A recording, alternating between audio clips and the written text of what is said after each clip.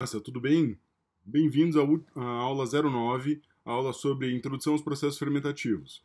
Eu dividi essa aula em duas partes para ela ficar mais tranquila, ok?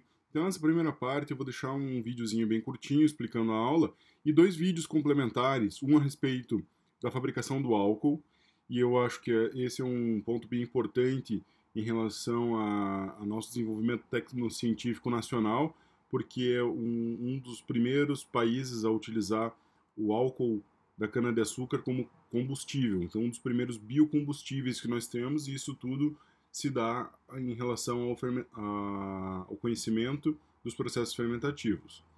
No outro vídeo, eu incluí um vídeo bem interessante, que é de uma grande rede de TV, a respeito da cerveja. Então lá eles vão comentar bastante sobre cerveja, como que é feito.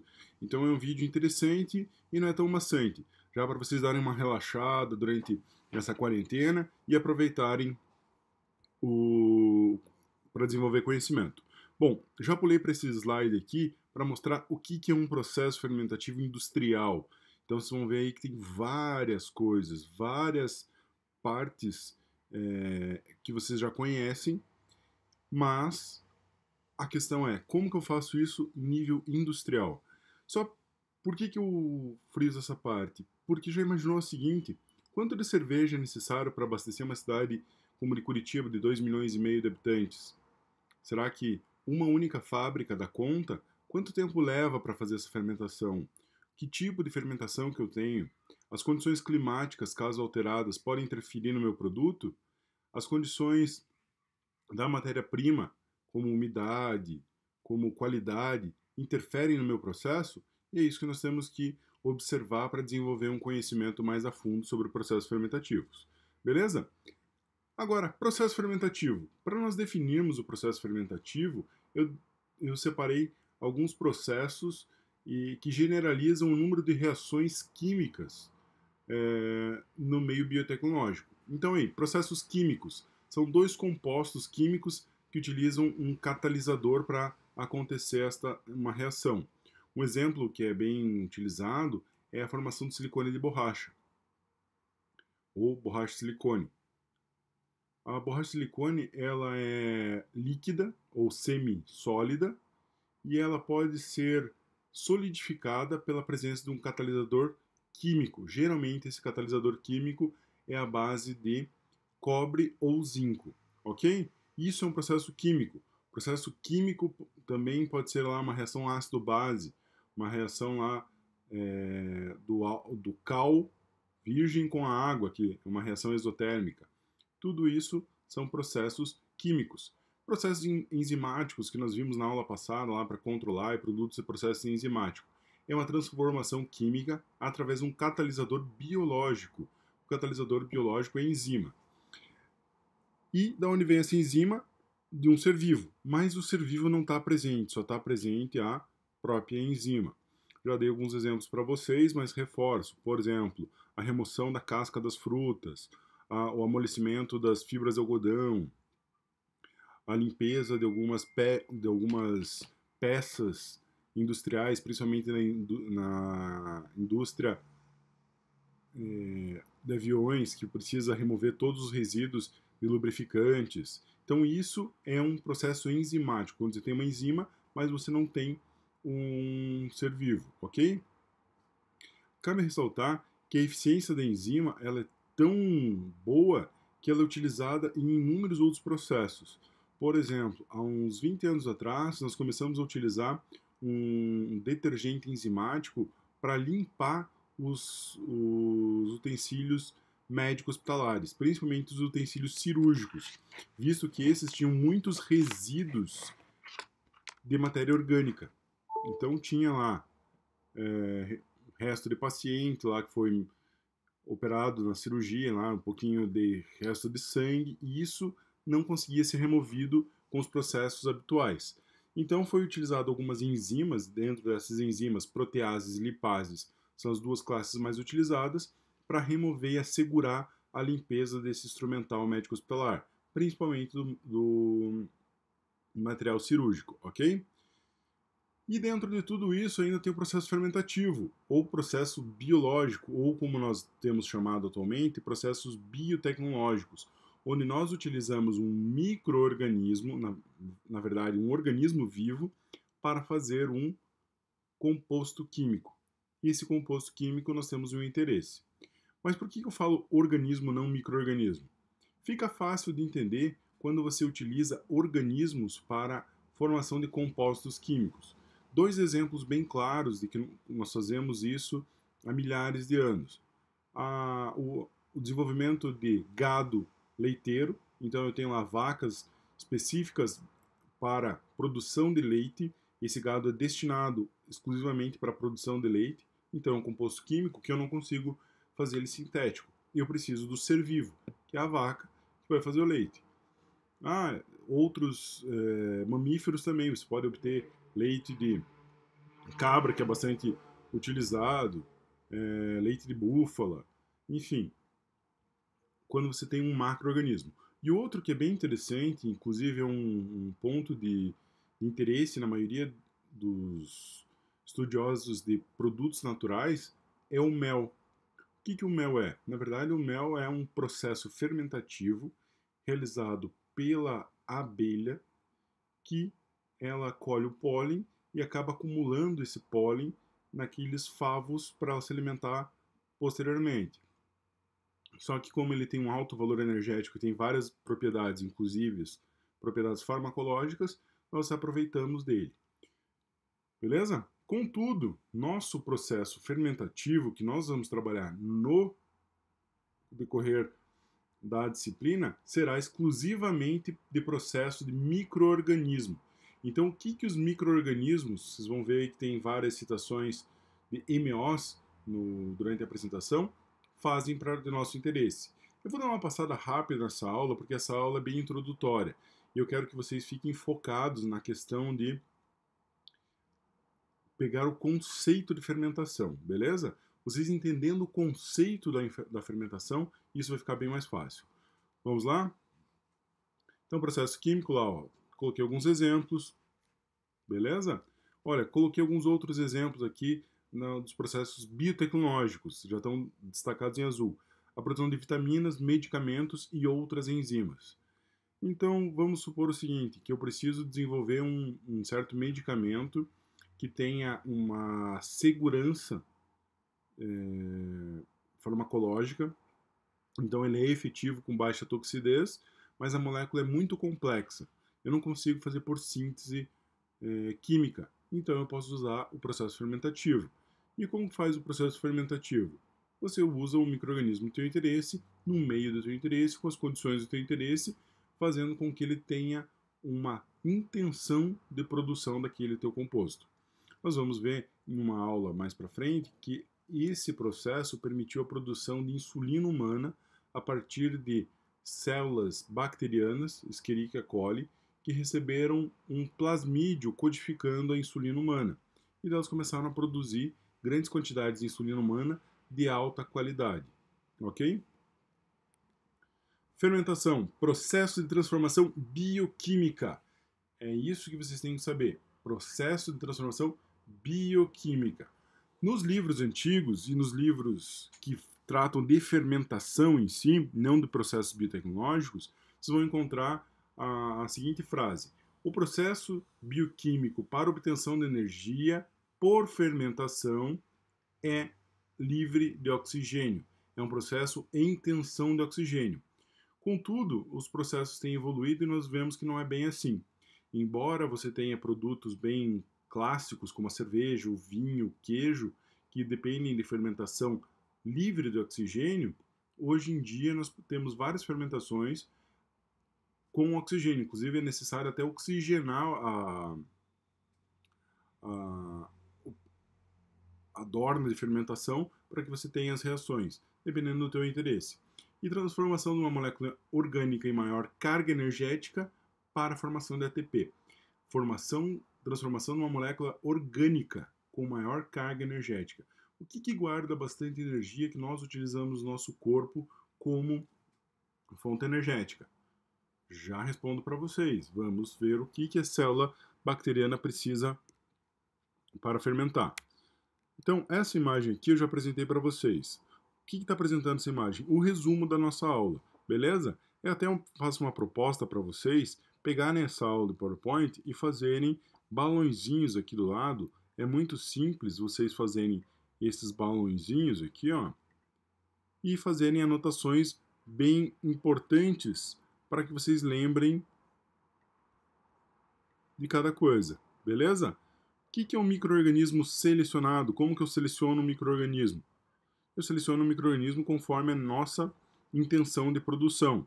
Depois, então, ó, intenção de produção. Preparo do inóculo. Pessoal, gravem isso. Inóculo. O que é o inóculo? É a quantidade inicial de micro-organismos necessárias para você começar um processo fermentativo. É onde começa. E por que nós chamamos de inóculo? Porque o processo fermentativo ele acontece devido ao crescimento dos micro-organismos. Então você precisa de poucos micro-organismos, uma quantidade suficiente apenas para começar o processo, mas quem vai fazer o processo fermentativo e quem vai produzir o teu produto é essa população que vai se desenvolver no mosto selecionado, no mosto preparado, beleza? Então, preparado inóculo vai para um fermentador pequeno, onde ele é esterilizado, preparado, e o aumento de tamanho do inóculo permite que eu tenha um aumento do tamanho do meu processo fermentativo produtivo. Então, lá, você tem um bioreator industrial. Basicamente, o que nós temos que fazer é preparar um mosto. Então, lá, matérias-primas, meio de cultura selecionado. Então, como você selecionou esse meio de cultura, você pode esterilizar e depois vai inocular aqueles micro-organismos, que são células, e essas células vão crescer nesse meio, formando o teu produto fermentado. Depois que está pronto o produto fermentado, o que eu tenho que fazer? Eu tenho que separar as células desses meus micro-organismos. Em alguns casos eu posso recuperar essas células e utilizar em novo processo fermentativo. Em alguns casos eu tenho que eliminar essas células. E daí eu tenho o caldo fermentado. Depois do caldo fermentado, eu posso fazer a recuperação do meu produto. Depende do teu tipo de produto. Produtos de fermentação, você precisa fazer uma recuperação dele através de uma operação unitária. E produtos fermentados, se única e exclusivamente condiciona esses produtos em frascos para consumo, ok? Exemplos: iogurte, vinho, cerveja são produtos fermentados. E no caso de um produto de recuperação, as bebidas destiladas como um todo e também os medicamentos, principalmente antibióticos, beleza? E a fermentação? Fermentação nada mais é do que micro-organismo mais o seu substrato. E o que é o substrato? É o que ele gosta de comer para ele poder crescer, e o que ele precisa comer para ele poder fazer esse processo de transformação no teu produto. Então, por exemplo, ele precisa comer lá um caldo de cana para transformar o caldo de cana em álcool. Ou então, ele pode fazer o uso de um meio muito complexo, com sais de Eagle, bastante equilibrado, com uma quantidade de proteína específica, para poder construir uma insulina, beleza? Para a fermentação acontecer, ele deve ter as condições ideais de crescimento do micro-organismo. Vou frisar de novo para vocês. Para acontecer a fermentação, precisa haver crescimento de micro-organismo. Se não cresceu, não fermentou. Se não fermentou, você não tem o seu produto, beleza?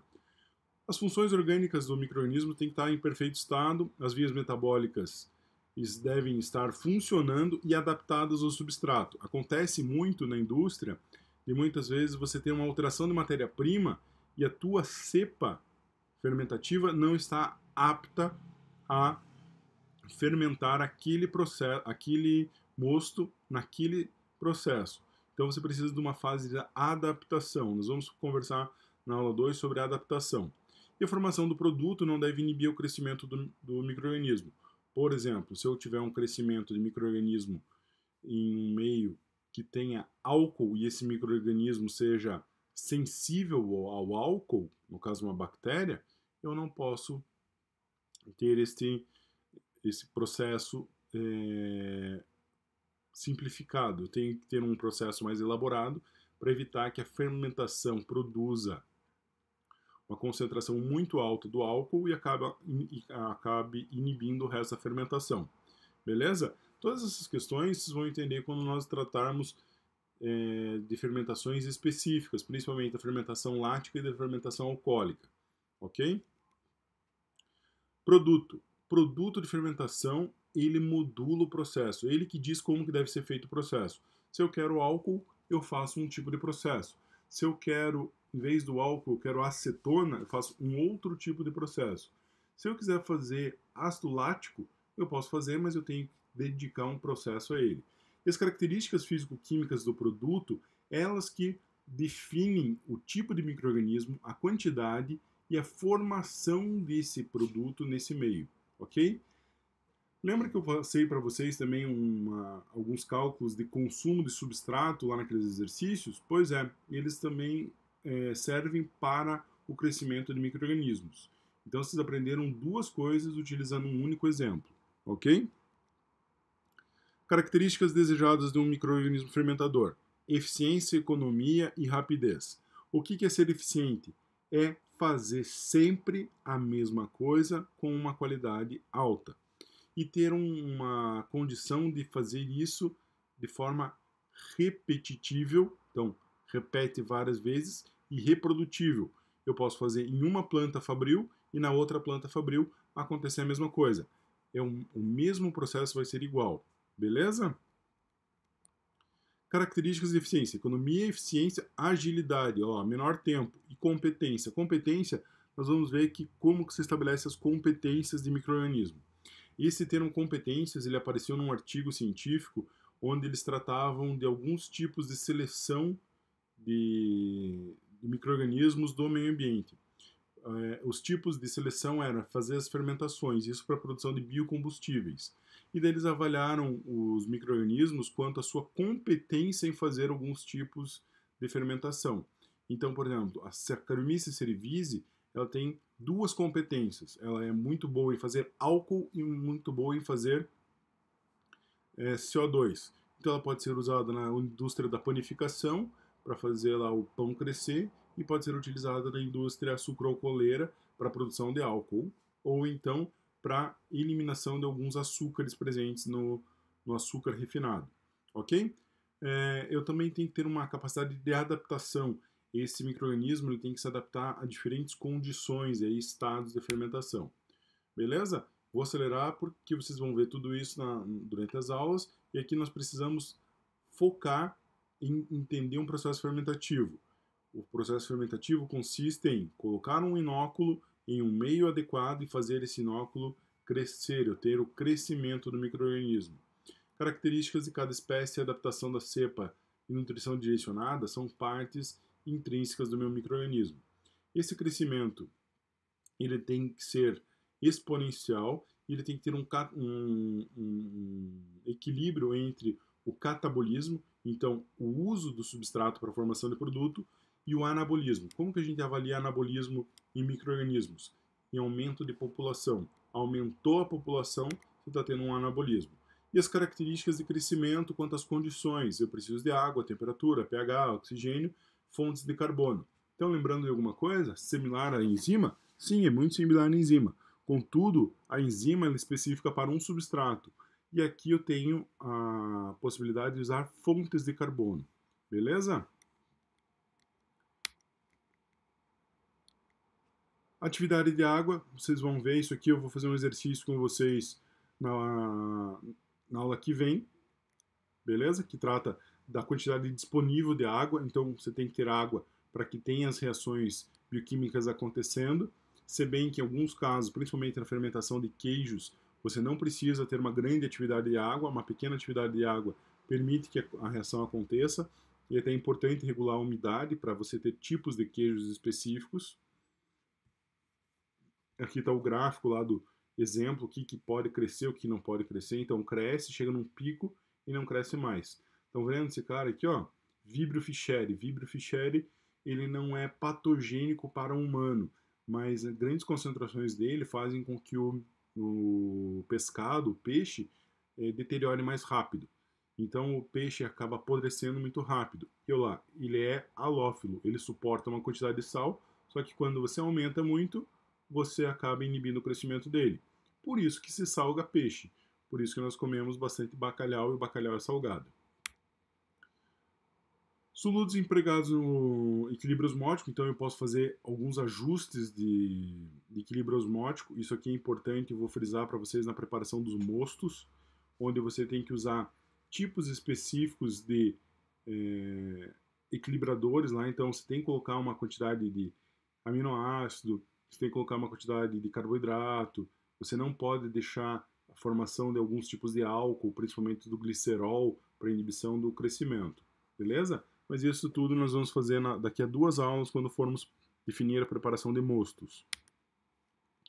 Temperatura. A temperatura é ela que vai dizer como que um micro-organismo está trabalhando. Se você tem uma temperatura ótima, constante, o micro-organismo tende a trabalhar muito bem.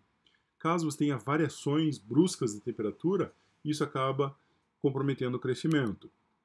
Também mais um gráfico lá que você tem o mínimo, o ideal, o ótimo e o máximo. Passou do máximo, você desnatura as enzimas do micro-organismo e esse micro-organismo entra em falência e acaba não fazendo o processo fermentativo acontecer. Beleza? Eu tenho definições dos micro-organismos, que são psicrófilos, mesófilos e termófilos. Psicrófilos crescem a menos 20. Uma curiosidade aqui. Vocês já pegaram aquela carne que vocês compraram lá no mercado, que estava em promoção, e acabaram estocando por muito tempo, por exemplo, mais de 3 meses, e daí quando foram descongelar a carne, tinha algumas manchas brancas na carne, parecendo que alguém tinha apagado um charuto. Pois é, vou dar um tempinho para vocês pensarem que tipo de micro-organismo que é. Muito bem, esse micro-organismo ele é um micro-organismo psicrófilo que cresce a temperaturas de até menos 20 graus Celsius. Tem micro-organismos que conseguem crescer a menos 40 graus Celsius, mas são bem raros de você conseguir identificar eles. Os mais comuns do nosso meio crescem a menos 20. Aquela manchinha branca é de um micro-organismo chamado Penicillium crisógenum. E curiosamente, o Penicillium crisógenum você pode adaptar ele para fazer vários antibióticos. O principal é a penicilina. Beleza? Ah, só para falar, ele é um fungo, tá? Vamos para o próximo slide. Então lá tem alguns exemplos. Escherichia coli, ó, ela cresce até 39 graus Celsius. Se você tiver uma infecção gastrointestinal por Escherichia coli, faz febre acima de 39 graus Celsius e mata a Escherichia coli. Passa um pouquinho mal pela febre, mas mata a Escherichia coli. pH, o pH também deve ser muito bem ajustado. Tem micro-organismos que são mais sensíveis e outros mais resistentes à variação do pH, mas é muito importante controlar o pH. Então você tem 3 classificações de micro-organismos: acidófilos, neutrófilos e alcalófilos. Pessoal, uma dica bem importante: querem fazer Yakult em casa, vocês têm que regular o pH do leite. O pH do leite não pode começar em 8, ele tem que começar ali em 7,4, 7. Como que você faz isso? Você pode colocar algumas gotinhas de vinagre ali para tentar reduzir, mas tem maneiras mais fáceis, principalmente com ácido cítrico, que vai favorecer a formação lá das suas colônias de Yakult. Ou, o mais ideal ainda, é você já usar um Yakult para iniciar o processo fermentativo. Eu vou dar as dicas e nós vamos fazer Yakult em casa, ok? Vai ser uma prática que vocês vão fazer no laboratório da sua casa e vão mandar o resultado para mim. Só por vídeo, tá? Eu não quero experimentar nada. Aqui estão algumas características de meios de cultivo e de tipos de substrato que o micro-organismo pode utilizar. Então percebam lá que você tem várias frutas e alguns tipos de outros substratos, como solos ácidos, e aí são importantes. Eu quero ver se eu consigo marcar uma live com o professor Klaus Dieter e nós vamos tratar a respeito dos solos, de um processo que teve um pico ali de científico, todo mundo queria pesquisar isso, e é um dos grandes focos de pesquisa aqui no Paraná, da UFPR, desculpem, lá na bioquímica, que é a fermentação de solos, a presença de micro-organismos fixadores de nitrogênio no solo. Isso favorece vários cultivos, principalmente cultivo de feijão e o cultivo de soja. Como nós temos uma agroindústria muito forte, então ele acaba sendo de objetivo comercial também. Beleza? O oxigênio, esse aqui vocês já devem conhecer, que vocês têm micro-organismos aeróbios, anaeróbios e facultativos, mas para explicar isso eu vou utilizar esse tipo de imagem, que fica muito mais fácil. O que é esse meio de cultura aqui? É um meio de cultura que vocês vão conhecer mais a fundo quando vocês verem em controle de qualidade microbiológica. Esse é o meio tilglicolato de sódio. O tilglicolato ele tem duas fases. Ele tem esse anel vermelho que pode fazer com que você tenha a oxigenação melhor, então daí você coloca os anaeróbios obrigatórios para cima. Quando eles são anaeróbios, eles crescem no fundo do tubo, e aqui tem uma dica que tem que deixar muito tempo para ele crescer. Os facultativos, que eles crescem por todo o tubo. Os microaerófilos, que eles crescem abaixo desse anel vermelho, que é uma densidade de indol. E os anaeróbios aerotolerantes. Então eles conseguem crescer, mas as colônias mais ativas ficam no centro. Essas colônias que ficam mais próximos da superfície aqui, elas são menos ativas, e até colônias velhas. Beleza? E o último que eu tinha a apresentar para vocês é a fonte de carbono. Da onde que vem a energia que os micro-organismos utilizam para o crescimento? De uma fonte de carbono. Pode ser uma glicose, pode ser uma celulose, pode ser uma frutose, depende das características, beleza?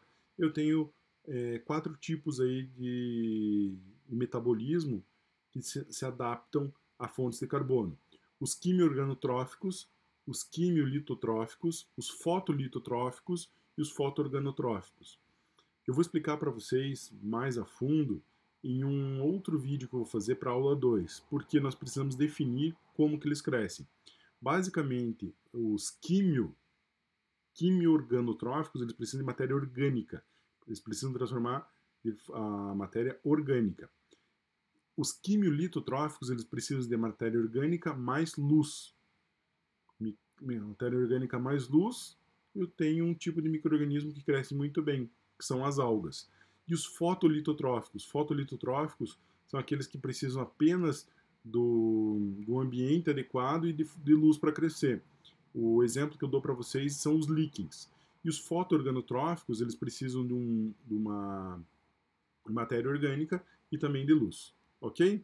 Pessoal, aqui seguem alguns vídeos complementares para vocês acompanharem a aula. Eu vou postar esses 3 vídeos. Esses 3 vídeos são bem importantes. Esse aqui fala sobre a produção de álcool, e esses 2 aqui, o 1 e o 2, falam sobre a produção de cerveja. Esses videozinhos são muito legais, beleza? E esse aqui é para enriquecer o conhecimento de vocês. Fermentação de queijo, fabricação de queijo e fermentação de silagens. Quem gosta aí da agroindústria pode focar nisso. É bem importante essa questão de silagens para a saúde animal. Isso também nós podemos até perguntar para o nosso querido professor doutor Bruno Gavinho a respeito da saúde do gado leiteiro e do gado de corte que se alimenta de silagem. Beleza? Pessoal, muito obrigado pela audiência. Vejo vocês na próxima aula e bom estudo. Beleza?